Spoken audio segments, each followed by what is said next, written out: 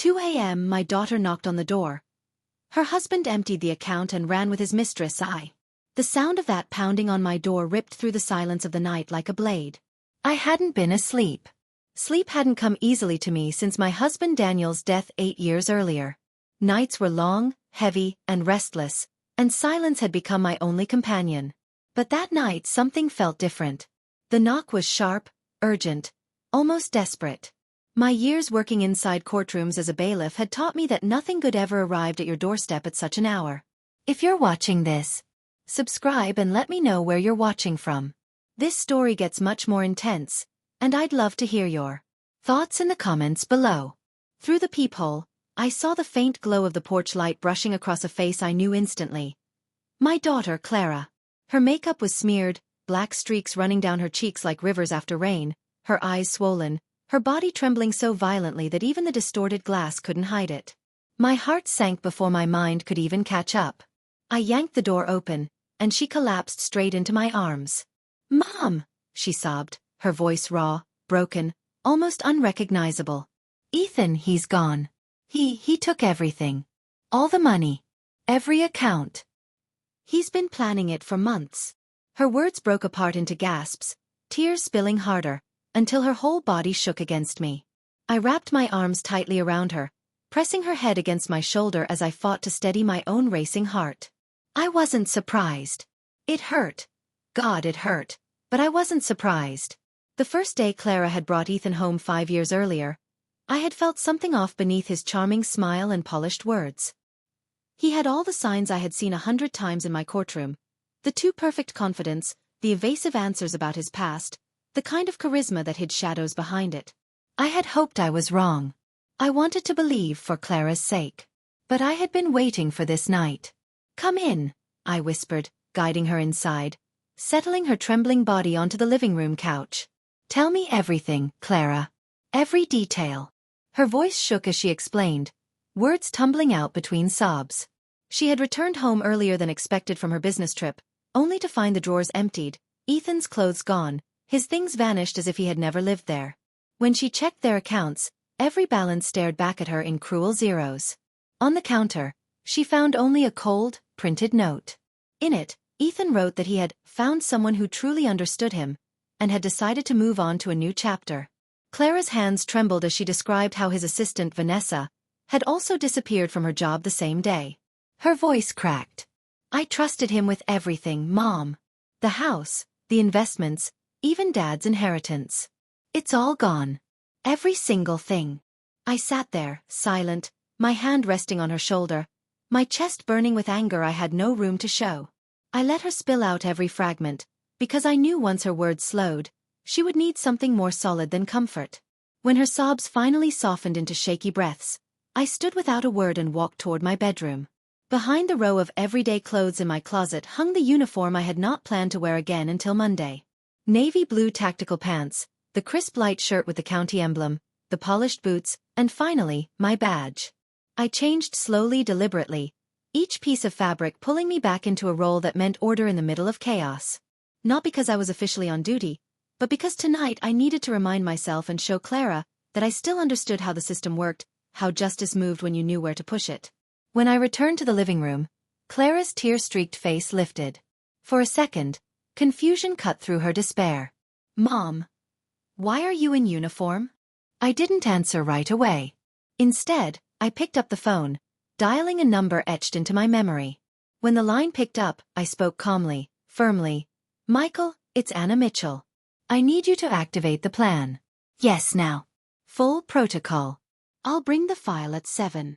Clara stared at me, her wet lashes blinking fast, her voice trembling. "Mom, what plan? What are you doing?" I sat beside her again, taking her cold hands in mine. "Listen to me, Clara. What Ethan did wasn't just betrayal. It's a crime. Fraud, theft, maybe more. I've been preparing for this since the day he pushed you to sell your house. I didn't want to be right. I prayed I wasn't. But I knew there was a chance this would happen, and I made sure we had protections in place." Her eyes widened, tears glistening with shock. "You knew? You were planning for him to rob me?" I held her gaze, steady and calm. "No. I wasn't planning for him to rob you. I was protecting you in case my instincts were right. And now they are. We don't have the luxury of disbelief anymore. We have maybe 48 hours before he tries to hide that money somewhere we can't reach it. But we're not too late. Clara pulled her hands away, standing abruptly, anger flashing through her grief. You've been watching my husband behind my back? Waiting for him to fail? Her reaction didn't surprise me. Victims often turn their shock toward the person trying to help, because the alternative was too unbearable. I stood too, keeping my voice firm but gentle. I wasn't waiting for failure. I was hoping for proof that I was wrong. But I couldn't take chances with your future. That's why we can act now, while the trail is still fresh. She stared at me, pain warring with realization in her eyes. Then her lips parted, her voice a whisper. The Cayman Islands. He has a meeting there next week. He's been bragging about it for months. I nodded slowly. That fits. Offshore accounts. No extradition. He's trying to vanish. Clara, we don't have much time. You have a choice. Stay broken by this, or fight back with me. Because I'm ready to fight, but I need you to stand beside me. Something shifted in her face. Through the exhaustion and despair, a spark lit in her eyes, sharp and familiar. It was the same look I had seen in her father when he stood in court, a prosecutor who never flinched at injustice. That spirit lived in her too, and in that moment, it finally rose. What do you need me to do? She asked, her voice steadier than it had been all night. Everything, I replied, already moving toward my office. Every account he touched, every paper he made you sign, every story he ever told you about money or property. And be prepared, Clara. Because men like Ethan don't stop at one lie. Clara followed me into my small home office, her steps slow and heavy as though her body was carrying more weight than it could hold. She lowered herself into the chair by my desk, clutching her knees with both hands like a child trying not to fall apart. The sight tore at me. No matter how old she got, in that moment she was still the little girl who used to run to me when the world seemed too big, her scraped knees bleeding, her eyes begging for comfort. Only this time, the wound wasn't on her skin. It was inside her, raw and bleeding where I couldn't simply put a bandage. I pulled open the bottom drawer of my desk and placed a thick folder on the surface. Clara's red, swollen eyes focused on it, confusion deepening. What is that? She whispered, her voice hoarse. Proof, I said simply, sliding it closer to her. She hesitated before opening it. Inside were copies of bank statements, photographs of documents she had once mentioned casually, and detailed notes I had taken quietly over the years. Clara flipped through the pages, her hands trembling, her breathing quickening as recognition hit. Mom! You had this all along? My heart tightened. I prayed I would never have to show it to you. Every page in that folder was a wish I hoped I could someday throw into the fire, proof that my suspicions had been wrong. She stopped at one page, a background check with Ethan's name bold at the top. Beneath it were 2 previous marriages, both of them ending in suspicious financial circumstances. Clara's lips parted, her voice breaking. Oh my God! He's done this before. I placed a hand on hers, steadying her. Yes, he has a pattern. And you were never the first, Clara. But you will be the last, because this time he picked the wrong family. Her eyes filled with tears again, but they weren't just grief anymore. I saw anger beginning to rise, a trembling kind of fury that reminded me of her father, Daniel, when he had faced injustice in court. She pressed the papers against her chest and whispered, I feel so stupid. I leaned forward quickly, holding her face in my hands so she couldn't look away. No. Don't you ever call yourself that. Ethan fooled you because he's a professional liar. He knows exactly how to charm, how to exploit trust, how to make good people doubt themselves. This is not your shame. It's his crime. Her lips quivered, but her eyes held mine. But I gave him everything, Mom. Even Dad's inheritance. The money he worked his whole life for. I just handed it over like a fool. Tears stung my own eyes, but I forced my voice steady. Your father left that money for you to build your life, Clara. And you will still build it. Ethan hasn't won yet. We'll get back what we can, and we'll make sure he pays for what he took. She closed her eyes and let out a broken laugh, bitter and heavy. You make it sound like there's still hope. There is, I said firmly. Because I never stopped preparing. I knew if this day came, we couldn't waste even an hour. And that's why right now, we're ahead of him. Her head tilted up, a flicker of curiosity piercing through the grief. How? I pushed the folder back toward her and opened another section. Because every transaction leaves a trail. Every wire transfer, every loan, every forged signature, it all adds up. And I have friends who know how to follow those trails. Michael has been ready for years. He'll make sure the courts freeze whatever money Ethan hasn't moved yet. Clara pressed her hands against her temples, shaking her head. I can't believe this is happening. Just 2 days ago, we were at dinner. He kissed me goodnight, told me he loved me, and now, she choked, covering her mouth, as if the words themselves were poison. I reached for her hand again. Con men don't love the way we do, Clara. They imitate it. They wear it like a costume. But behind it, there's nothing. That's why their love always feels just a little too perfect, too rehearsed. You didn't fail. You just believed in something he was never capable of giving. Her tears spilled again, silent this time. She stared at the floor, voice barely a whisper. I don't know who I am without him. For 5 years he made every decision. About the house, the money, even who I saw. It's like he erased me. I tightened my grip on her hand until she finally looked at me. No one can erase you. You are still here. And you are stronger than you think. He tried to bury you under his lies, but I see you, Clara. And tonight, you start taking yourself back. For a long moment, she just looked at me, her face pale and streaked with tears, but her breathing slowly steadied. She nodded faintly, almost to herself. Okay, she whispered. Tell me what to do. I opened the laptop on my desk, pulling up files I had kept locked away for years. First, we document everything you know. Every account, every password, every unusual thing he ever asked you to sign. Even the smallest detail might matter. She nodded again, pulling her chair closer, her shaking hands finally reaching for the pen I handed her. As she began writing, her voice soft, broken but determined, I sat back for a moment and studied her. The fear was still there, but under it, something stronger was rising. A quiet flame, born from betrayal but fueled by resolve. And I knew then, this night wasn't only about catching Ethan. It was about Clara reclaiming the power he had stolen from her piece by piece. The night dragged on like it had no end.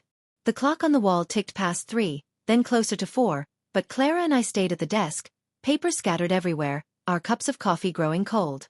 Her handwriting was shaky at first, words smudged from tears that still rolled down her face now and then.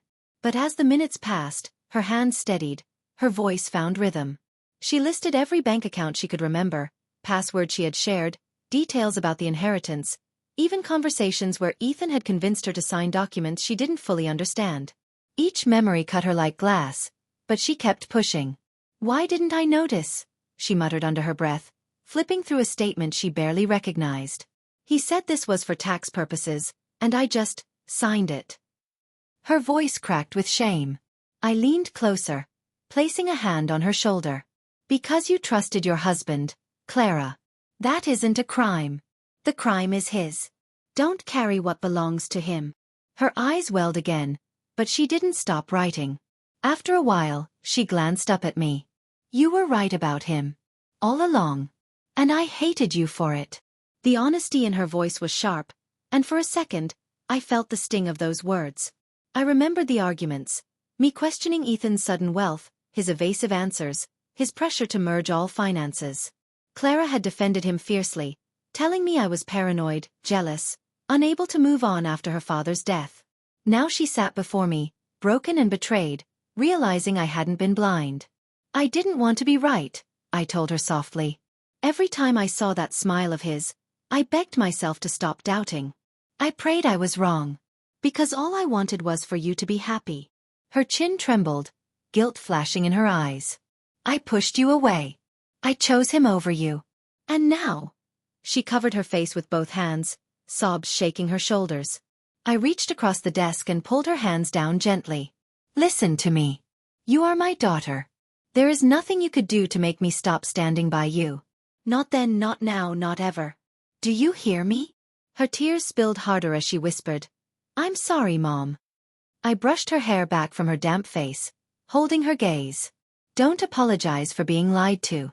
That is not your shame. We worked until the first light of dawn brushed against the blinds. Papers filled the desk, some scattered onto the floor, the folder now swollen with everything Clara had remembered. Her face looked pale, drained, but her eyes held something I hadn't seen in hours. Focus. At 6, I stood and stretched, my uniform stiff but grounding me. It's time, I said. Clara looked up, confused. Time for what? To fight back, I replied. I gathered the folder, clipped it neatly, and slid it into my bag. Clara followed me to the kitchen, where I poured us both fresh coffee. She wrapped her hands around the mug but didn't drink, staring blankly at the steam. Where are we going? She asked after a long silence. To Michael's office, I said. He's waiting for us. He knows exactly what to do. Her brow furrowed. Michael? The lawyer you called? I nodded. He's more than a lawyer. He's worked with the district attorney's office for years. He understands financial crime better than anyone I know. And he owes me favors. She stared at me like she was seeing me differently, like she hadn't realized how much I had already prepared for her safety. You really had all this ready? Yes, I said quietly. Because I've seen too many women walk into my courtroom, blindsided, unprepared, destroyed by men like Ethan. I wasn't going to let that happen to my daughter. Her lips parted, a flicker of strength breaking through her grief. Then let's do it. Whatever it takes. I smiled faintly, brushing my hand against hers. That's the spirit your father would have been proud of. At 7 sharp, we pulled into the parking lot of Michael's office, the brick building standing tall against the pale morning sky. Clara sat stiff beside me, her hands twisting in her lap. She looked exhausted, fragile, but her jaw was set, and I saw her father's determination in the way she held herself. As we walked inside, she whispered, "What if it's too late? What if the money's already gone?" I squeezed her hand. Then we chase him until there's nothing left to chase. But we don't quit. Not ever.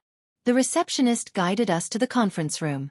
The table was long, polished, already covered in files Michael had printed. He entered moments later, tall and broad, his silver hair framing sharp eyes that missed nothing. He greeted me with a nod, then turned to Clara with a gentleness I hadn't expected. "Mrs. Blake," he said formally. "It's Lawson," she corrected quietly, then swallowed. "Or, it was.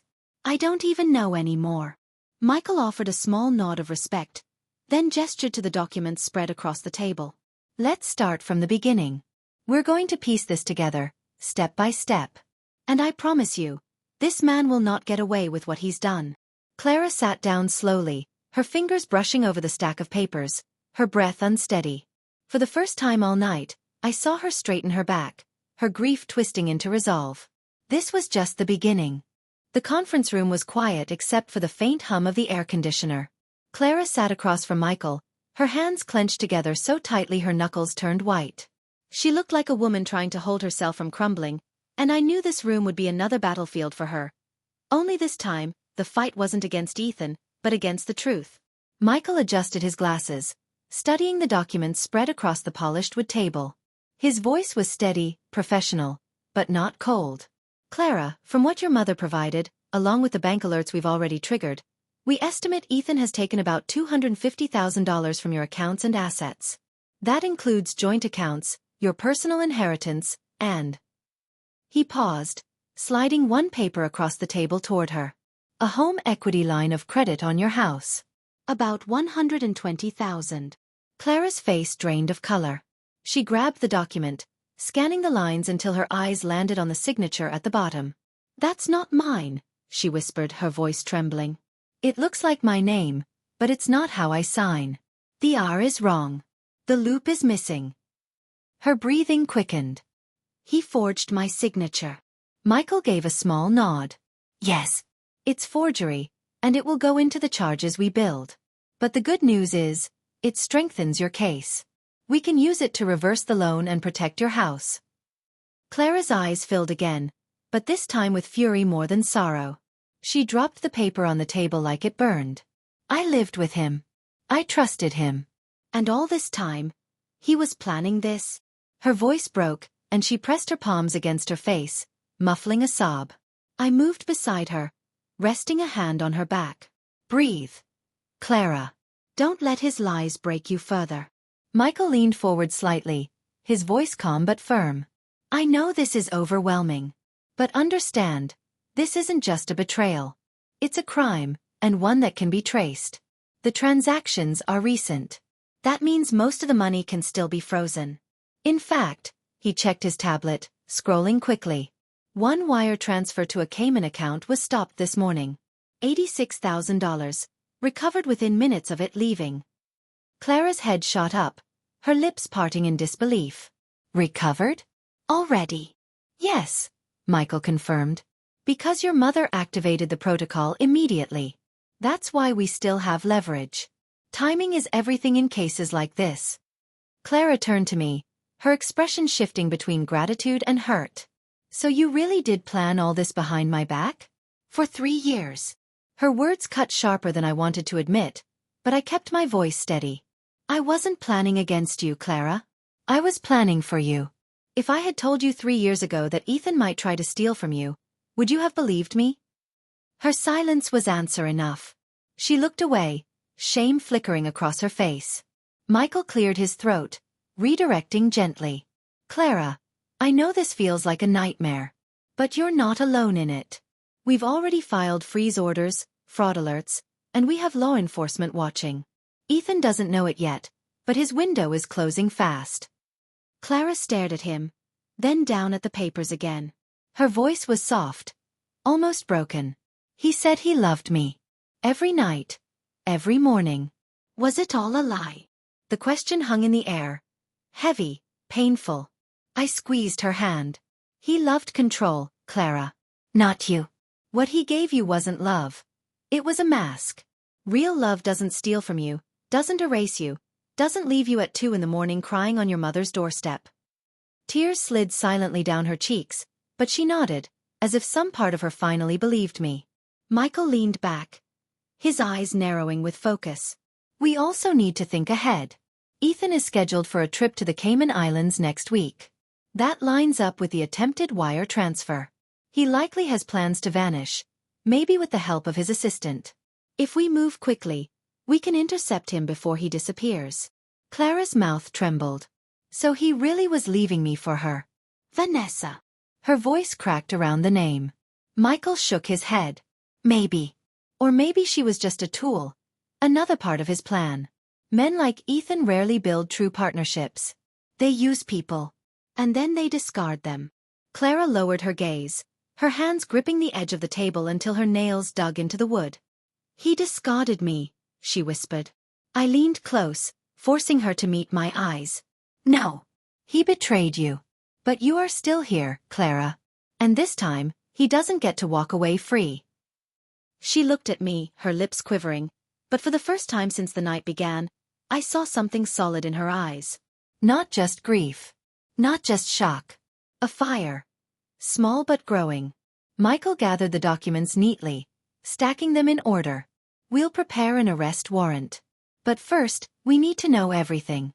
Clara, I need you to walk me through your life with him. Every suspicious thing, every strange request, every lie you noticed but ignored. Sometimes the smallest memory becomes the biggest clue. Clara let out a shaky breath, then nodded. Okay, she said, her voice low but steady. I'll tell you everything. As she began to speak, recounting stories of Ethan's late nights, his excuses about business trips, the way he dismissed her questions about money, I watched her closely. Every word seemed to cut her, but with each confession, she sat a little straighter, her voice a little clearer. She was beginning to take back her power. And I knew, this wasn't just about catching Ethan anymore. This was about Clara rediscovering the woman he had tried so hard to erase. Clara's voice trembled as she began, but once the words started, they spilled like water breaking through a dam. He used to work late, she whispered, her fingers twisting the hem of her sleeve. At least that's what he told me. But sometimes, he'd come home smelling of perfume. Not mine. Not any I owned. I noticed it once, and when I asked, he laughed. Said I was imagining things. Her eyes glossed over, staring at a place far away. I believed him. I always believed him. Michael scribbled notes as she spoke, his expression calm, focused, but never dismissive. Go on. What else stood out to you? Clara swallowed hard, her lips trembling. There were nights when he'd lock himself in the study. He said he was working on investments, but if I knocked, he'd snap at me. He never wanted me to see the screen. Sometimes he'd angle the laptop away the second I walked in. Her voice broke. And still, I trusted him. I reached for her hand, giving it a firm squeeze. That's what good wives do, Clara. You gave him trust because you loved him. That doesn't make you foolish, it makes him a coward for abusing it. She wiped her cheeks quickly, as if embarrassed by her own tears. He even convinced me to sell Dad's stocks. Remember the ones you told me to keep? He said they weren't worth much, that he could reinvest them in something better. I signed everything over. And now I see he was cashing them out for himself. Her body shook as she whispered, I betrayed Dad without even knowing it. The ache in my chest grew heavy. I leaned forward, holding her gaze. No, Clara. You honored your father by trusting the man you thought loved you. That's not betrayal. That's love. Ethan betrayed both of you. Never forget that. She pressed her lips together, fighting back another sob. He told me once that everything we had was because of him. That I was lucky he knew how to handle money, because I didn't understand it. And I believed him. I felt small next to him, like I wasn't enough without him. Her voice grew bitter. And I see it now. He wanted me to feel that way. He wanted me dependent. Michael finally spoke, his tone steady but edged with quiet anger. That's exactly what men like Ethan do. They isolate, they control, they make you doubt yourself until you hand them the keys willingly. But the moment we expose that pattern, the law is on your side. Judges understand manipulation when they see it written this clearly. Clara nodded faintly, though her tears continued. I don't even know if I was ever his wife, or just his target. Her words stabbed the room with silence. I tightened my hand on hers, refusing to let her sink further. You were his wife, Clara, because you loved him with all your heart. That's what makes you real. He wasn't a husband. He was a thief wearing a ring.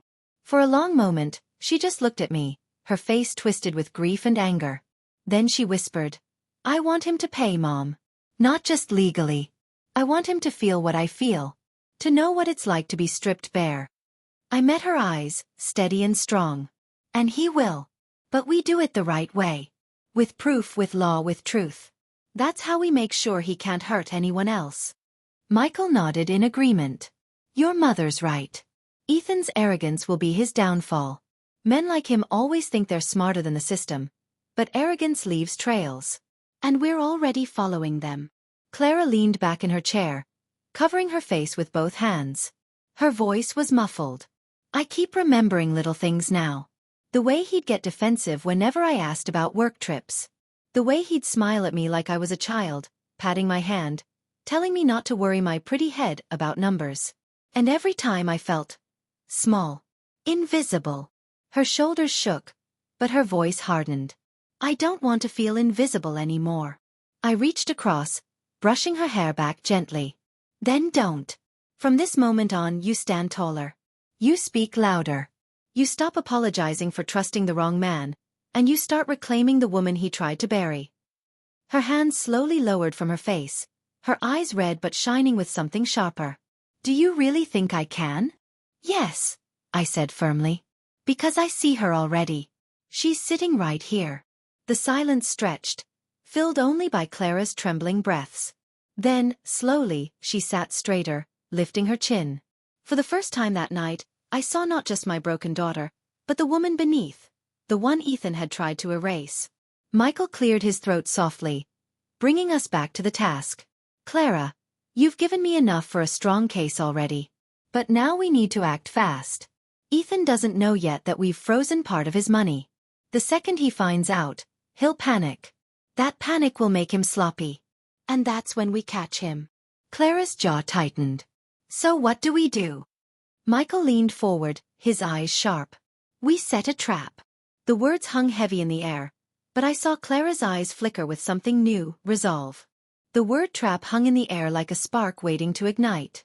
Clara shifted in her chair, her brows furrowing. A trap? What do you mean? Her voice carried fear but also a thread of curiosity, like a woman who wanted to understand how to turn pain into power. Michael folded his hands, his eyes steady. We know Ethan is planning to leave soon. That trip to the Cayman Islands is not just a vacation. It's an escape. He'll likely attempt to move whatever funds are left into offshore accounts before disappearing for good. If we can make him believe he's still in control, he'll walk right into our hands. Clara blinked, confusion written across her face. How do we do that? He's already taken almost everything. What else could he possibly want? Michael leaned back, thoughtful. Greed. Clara. Greed is never satisfied. If Ethan thinks there's still more to take, he'll come back for it. Men like him can't resist one last grab. That's when we strike. Clara's lips parted, disbelief in her voice. So, we lure him? With fake money. I stepped in gently, watching the tension in her shoulders. Not fake, Clara. A decoy. Something that looks real enough to tempt him. Something he won't be able to resist. Her eyes darted between us, her chest rising and falling quickly. And if it doesn't work? What if he doesn't fall for it? Michael's tone was calm, certain. He will. Because arrogance blinds men like Ethan. He thinks he's untouchable, smarter than everyone else. He's counting on you being too broken to fight back. That's exactly why he'll underestimate you. Clara lowered her gaze, staring at her trembling hands. I don't know if I can face him again. The thought of hearing his voice, seeing his face, it makes me sick. I reached for her hand, squeezing it tightly. You won't face him alone. I'll be right there. And so will Michael. You won't have to say a word if you don't want to. But Clara, you need to decide, are you ready to fight? Because this plan won't work without your courage. Her lips trembled as she lifted her eyes to mine. He already took everything, Mom. If I don't fight now, what's left of me? My chest swelled with both pain and pride. Then let's fight. Michael nodded once, satisfied. Good. Here's how we'll do it. Clara, we'll set up a controlled account. Something that looks like you've suddenly received funds. Inheritance, maybe a new investment. We'll let Ethan see it, through channels he already used to monitor you. He'll think you've gotten fresh money. And because he believes he still has influence over you, he'll come for it. Clara frowned, hesitation in her voice. But what if he doesn't reach out to me? What if he just ignores it? He won't, Michael assured her. I've handled cases like this before. These men can't let go.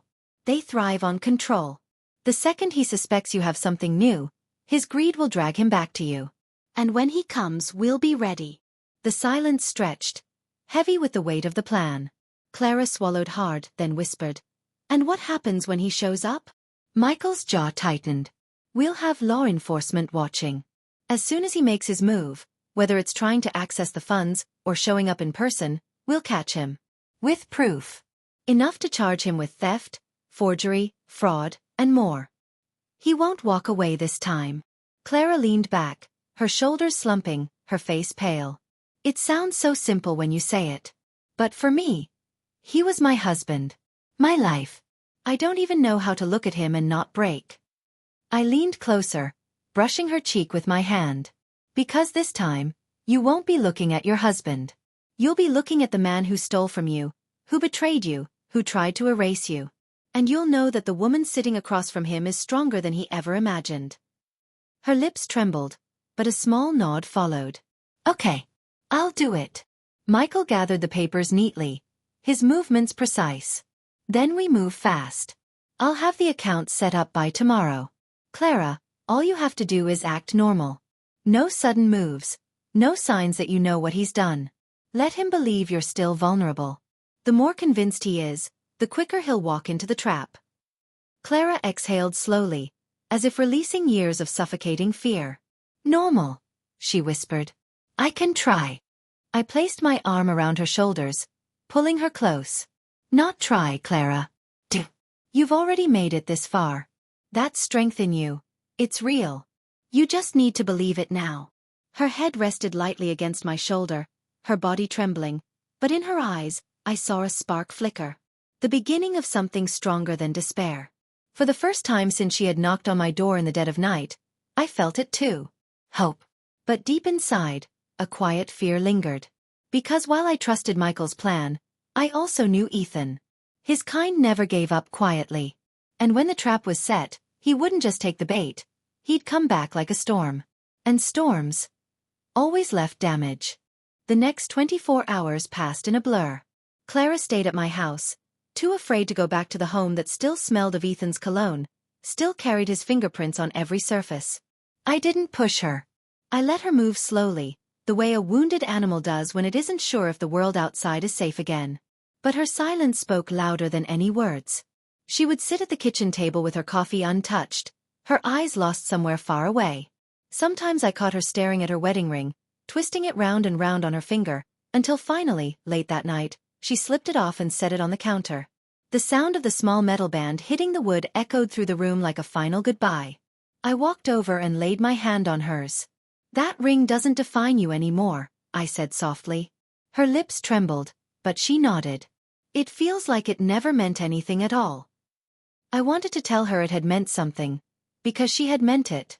Her love had been real, even if his had been counterfeit. But I held my tongue. Some truths have to wait until the heart is ready to hear them. The following morning, Michael called. The account was ready. It looked clean, legitimate, believable. An inheritance deposit under Clara's name. Enough to catch Ethan's attention. Clara listened quietly as Michael explained the details over speakerphone. "We've made sure Ethan will notice. All his usual monitoring routes are still active. He'll see the money soon enough. When he makes a move, we'll know immediately." Clara chewed on her bottom lip, anxiety written all over her face. What if he realizes it's a trap? Michael's tone was calm, confident. "He won't. Greed clouds judgment. And Ethan believes he knows you better than you know yourself. That arrogance will blind him. Trust me, Clara. He won't resist." After the call ended, the house felt heavy again. Clara sat back in her chair, hugging her arms around herself. "So now we wait?" "Yes," I said, sliding a warm cup of tea toward her. "We wait. And we stay strong." The waiting was its own kind of torture. Every knock on the door, every buzz of the phone, made Clara flinch. She was living in a shadow, the ghost of Ethan hovering around every corner. At night, she would lie awake on the couch, her body rigid, as if she expected him to walk in at any moment. On the third night, she finally broke. "I hate him," she whispered into the darkness, her voice shaking. "I hate him so much, Mom. But at the same time, part of me still misses him. And that makes me hate myself even more." I sat down beside her, pulling the blanket tighter around her shoulders. "Clara, you don't hate yourself. You're grieving. You spent years loving a man who didn't deserve you. That love doesn't disappear overnight. But don't confuse missing the man you thought he was with missing Ethan. They're not the same." Her tears spilled freely then. "Do you think he ever loved me? Even for a second?" The question broke my heart. I wanted to tell her yes, to give her comfort. But lying would only chain her longer to his memory. I brushed her hair back gently, my voice quiet. "No. He loved what he could take from you. That was all." She covered her face, sobs shaking her. I held her, letting her grief run its course, because I knew it had to bleed out before she could heal. 2 days later, the call came. Michael's voice on the line was sharp, urgent. He bit. "Ethan accessed the account this morning. We traced his login.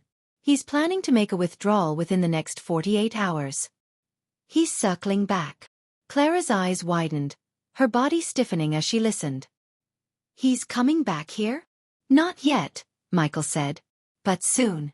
He won't be able to resist. And when he does, we'll be ready." Clara hung up, her face pale. She turned to me, her voice almost a whisper. "What if I see him?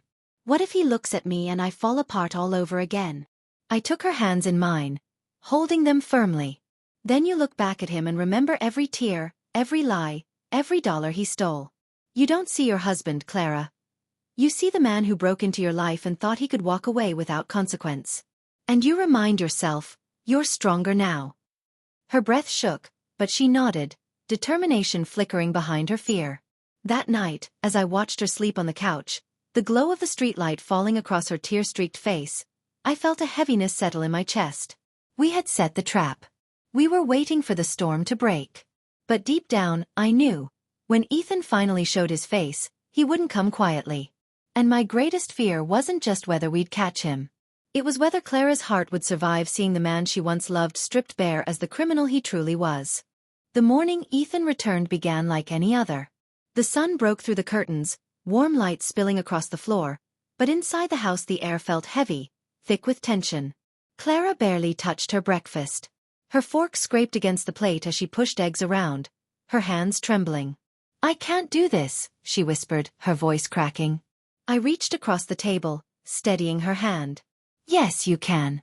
You're not alone." Her eyes lifted, red and swollen from another sleepless night. "But what if I see him and all the memories come rushing back? What if I freeze? Then I'll stand for you," I said firmly. "You don't have to carry this alone. Remember, this is not about love anymore. It's about justice." Michael arrived an hour later, dressed sharply in his navy suit, his eyes sharp and focused. Behind him came two plainclothes officers, quiet but alert. They positioned themselves near the windows, checking communication devices, speaking in low tones. The house no longer felt like home, it felt like a stage, prepared for a performance that would end in capture. Clara's breath came fast as Michael explained the final details. "He's been tracking the account. He believes the funds are real. Based on his last activity, he'll try to access them today, maybe in person. If he comes here, do not speak to him unless you absolutely have to.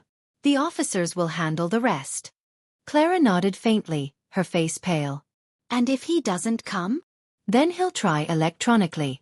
Either way, we'll catch him. But if he shows up here, that's the strongest evidence we could hope for." The hours crawled by. Every sound outside made Clara jump, the slam of a car door, the bark of a neighbor's dog, even the hum of the mail truck passing by. I stayed beside her, my hand resting on hers, reminding her she wasn't alone. By late afternoon, the house had fallen into a tense silence. Then it happened. A slow crunch of tires on the driveway. Clara froze, her coffee cup rattling against the saucer. Through the blinds, I caught the shape of a black sedan pulling up, sunlight glinting off the windshield. My stomach tightened. It was him. Clara's lips parted, a gasp escaping. Her whole body shook as the car door opened. Ethan stepped out, dressed in his usual crisp shirt, sunglasses hiding his eyes. To a stranger, he might have looked like a man coming home. But I knew better. This wasn't a husband returning. It was a thief circling his prey. Clara's breath quickened. "Mom," she whispered, panic rising. I can't see him."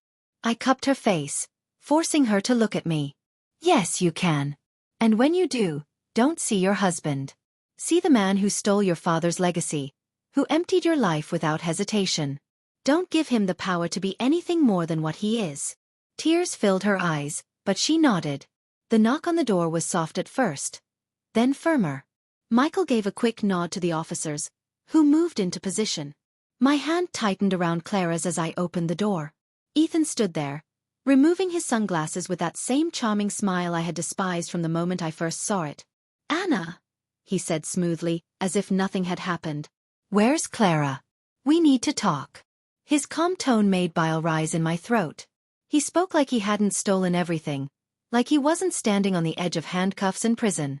Clara stepped forward slowly, her hands trembling, her voice barely a whisper. "Why are you here, Ethan?" He turned to her with a smile that could have fooled anyone who didn't know better. "Sweetheart, you misunderstood everything. I only moved the money to keep it safe. I was protecting us. You panicked, and now we just need to fix it together." Clara's eyes filled, her lips trembling. For a moment, I thought she would collapse. But then something shifted. She straightened, her voice breaking but strong enough. "No, Ethan. You weren't protecting me. You were protecting yourself." His smile faltered for the first time. "Clara, you don't know what you're saying. You're upset, you're confused." She cut him off, her voice louder now. "No, I'm not confused anymore. I know exactly what you did. Ethan's jaw tightened, his charm slipping like a mask cracking under pressure. Clara, don't do this. You and we're stronger together. That money? It was for us. For our future. Her tears spilled, but she didn't back down. Our future? You forged my name, you stole my father's legacy, and you ran with another woman. You never wanted a future with me. You just wanted my life. The silence that followed was electric. Ethan's smile disappeared completely. His eyes darkened, his voice dropping low. You think you can outsmart me? That was the moment the officers stepped forward, badges flashing. Ethan Blake, you're under arrest for fraud, theft, and forgery. You have the right to remain silent. His eyes widened, shock breaking through his arrogance. What? You set me up. His gaze snapped to Clara, fury in his face. You? You did this to me? Clara's body trembled, but she stood tall. No. Ethan. You did this to yourself. The officers cuffed him as he protested, his voice rising in anger, but it no longer mattered. For the first time, Ethan wasn't the man in control. He was just another criminal being led away. Clara's legs gave out as the door closed behind him. She collapsed into my arms, sobs shaking her. I held her tightly, whispering, "It's over, Clara. It's finally over." But as I stroked her hair, I knew deep down, this was only the beginning of her healing. The storm had passed, but rebuilding her life would be its own battle. The sound of the police car pulling away lingered long after it had vanished down the street. Clara sat on the couch, her face buried in her hands, her shoulders trembling. The house felt both lighter and heavier at the same time. Lighter because Ethan was gone, heavier because the weight of what he had done finally pressed down without denial to soften it. I sat beside her quietly, my arm around her back. Sometimes silence comforts more than words, and I knew she needed space to breathe. Finally, she spoke, her voice muffled. It's over. But why doesn't it feel like it? I brushed her hair gently away from her damp face. Because pain doesn't vanish the moment the person who caused it is gone. Healing takes time, Clara. And you've carried his lies for years. They don't fall off overnight. She looked at me, her eyes swollen, her lips trembling. I thought seeing him in handcuffs would make me happy. But all I feel is empty. That's normal, I said softly. You gave him love. Real love. He threw it away. Your heart is mourning what you believed you had, not what he gave. Don't confuse the two. Her tears spilled again, but she nodded slowly, pressing her palms against her knees as if grounding herself. He looked at me like I betrayed him, she whispered. Like I was the one who ruined everything. I leaned forward, catching her gaze. That's what manipulators do, Clara. They flip the story, make you feel guilty for their sins. But this time, the truth is clear. He's the thief. He's the liar. Not you. Her breath came shakily. I wasted 5 years of my life on him. I squeezed her hand. You didn't waste it. You learned. You grew. And now you know what you will never accept again. That lesson is painful, but it will save you from worse in the future. She was quiet for a long while. Then, in a voice so soft I almost missed it, she said, I don't even know who I am anymore. My chest ached at her words. I pulled her closer, kissing the top of her head like I had when she was a child. You are still Clara. You are still my daughter. And you are stronger than you know. This doesn't erase you. It reshapes you. One day, you'll look back and see not just the woman he tried to break, but the woman who survived. She clung to me then, sobbing harder than before. But in her sobs, there was something different, release. The kind of tears that cleanse, that drain out poison. Michael returned later that evening. His presence calm as ever. He set his briefcase on the table and said gently, He's in custody. Bail will be denied. With the evidence we've gathered, the case is strong. He'll be facing years in prison. Clara stared at him, her voice hoarse. So it's really over? Michael nodded. Legally, yes. But emotionally, that's your journey now. Take it one day at a time. Clara swallowed hard, her gaze distant. How do I start over when he took everything? Michael's eyes softened. He didn't take everything. He didn't take your strength. He didn't take your future. He only took what he could carry. The rest, is still yours to rebuild. I watched Clara as his words sank in. She looked so fragile, yet something in her eyes shifted, just slightly. A seed of belief, buried deep but present. That night, after Michael left, Clara sat by the window, staring at the quiet street outside. I joined her, handing her a blanket. She pulled it around her shoulders and whispered, "Do you think I'll ever feel normal again?" I thought about it, choosing my words carefully. You'll feel something better than normal. One day you'll feel free. But tonight, it's okay to just feel broken. Broken isn't the end. It's the beginning of healing. She leaned her head against my shoulder, her body still trembling but calmer than before. For the first time since she had knocked on my door at 2 a.m, I felt hope stirring inside her, faint but real. Ethan was gone. The storm had passed. Now came the rebuilding piece by fragile piece. Weeks passed. The house slowly shed Ethan's shadow. At first, Clara couldn't even step inside her old home without shaking. The walls carried too many memories. His laughter, his footsteps, his lies whispered like poison in the dark. But with each visit, the grip of those memories loosened. She began clearing drawers, donating clothes, throwing away papers that carried his handwriting. It was painful, but every trash bag carried away another piece of him. I stayed with her through it all. We worked side by side, scrubbing, painting, rearranging. And slowly, the house transformed. It no longer looked like the stage of a betrayal. It looked like hers. One afternoon, I found her in the garden. She was kneeling in the soil, her hands dirty, planting new roses where the weeds had grown wild. Her face was still thin from sleepless nights, but her eyes looked different. Steadier. Brighter. She noticed me watching and smiled faintly. "I used to dream of doing this," she said. "But Ethan hated dirt. He said gardens were a waste of time." Funny, isn't it? The things we give up just to please someone else. I sat beside her, pressing my hand over hers. "And now you're taking them back." Her smile widened, though tears still glistened. "Yes, I'm taking them back." Court moved quickly. With the evidence Michael had prepared, Ethan was denied bail. The trial was brutal. He tried to twist the story, to paint Clara as a hysterical wife, to accuse her of betrayal. But the truth was too strong. Every forged signature, every stolen dollar, every lie unraveled under the weight of proof. The day the verdict came, Clara sat in the courtroom, her hands gripping mine so tightly her nails dug into my skin. The jury foreman stood, voice steady, guilty on all counts. Clara's body shook with relief. Tears streamed down her face, but this time, they weren't just grief, they were freedom. Outside the courthouse, she turned to me, her voice raw. "He can't hurt me anymore." "No," I said, pulling her into my arms. "He can't." Life didn't return to normal overnight. Healing never moves in straight lines. Some nights, Clara still woke crying, haunted by dreams of his betrayal. Some mornings, she stared at her reflection, searching for the woman she had been before him.